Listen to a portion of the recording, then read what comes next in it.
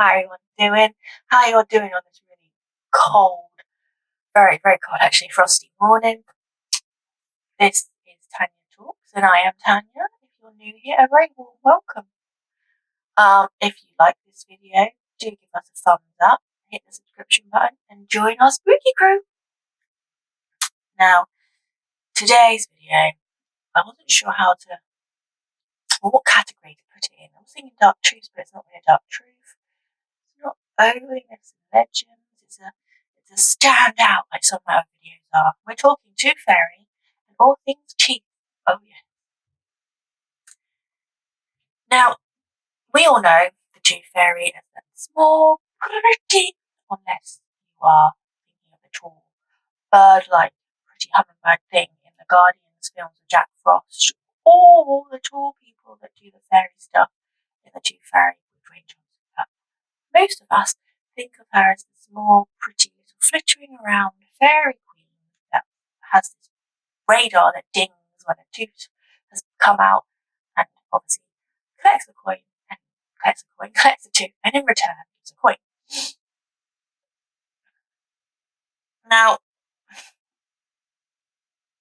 I think most of us parents don't know why she collects the teeth or what she does with them,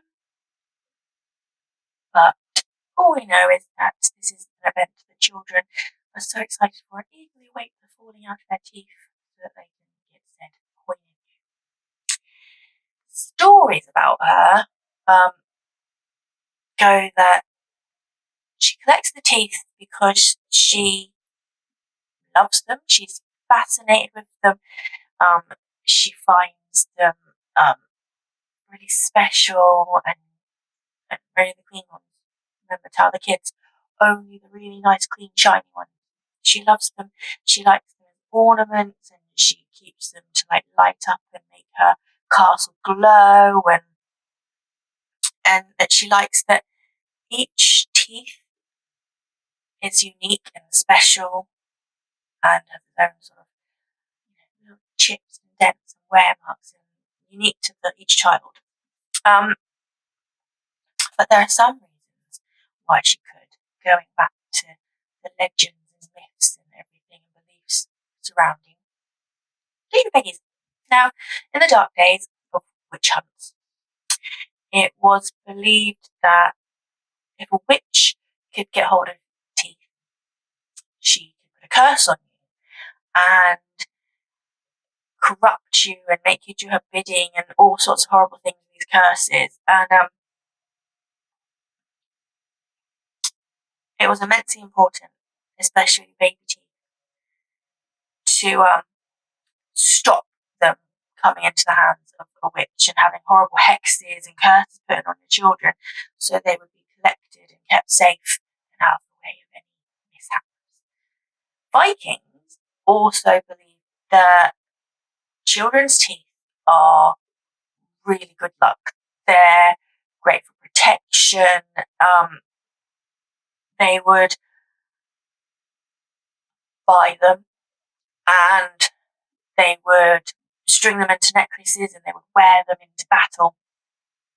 And who knows, maybe our Tooth Fairy thinks of them the same way. She thinks of them as either something that gives her protection in her castle and fairy realm, and she carries on the Viking tradition of paying for said teeth, or perhaps our fairy likes to collect them and keep them safe so that our little kiddies and our little babies are not hexed by any evils that might do it for the teeth.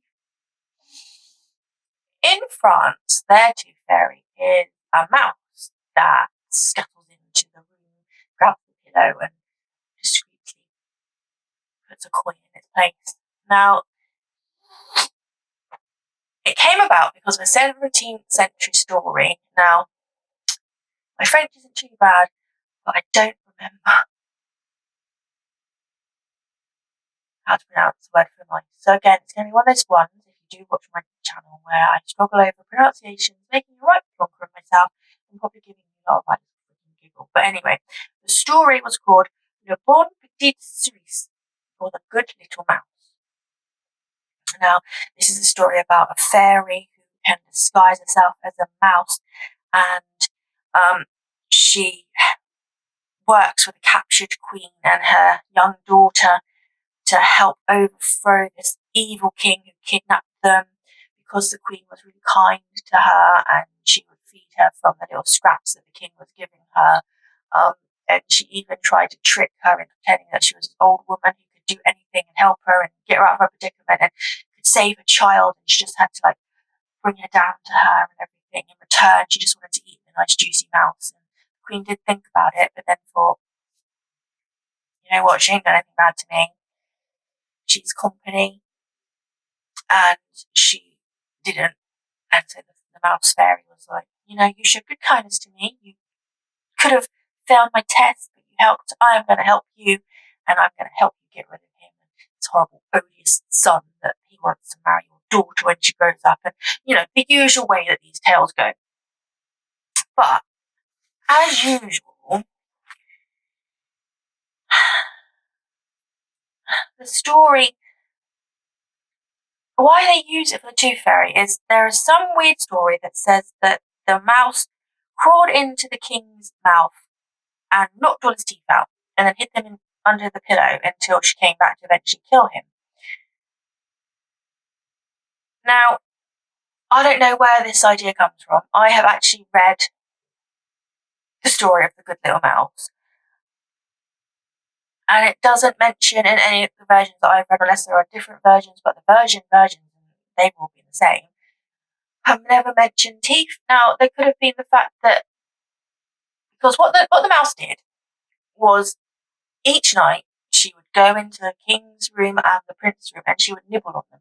She would nibble on their ears, and then she would go for the cheeks and the nose, and then biting their lips and everything. And eventually, they say that it drove them mad, and they either drove themselves so mad that they sort of fell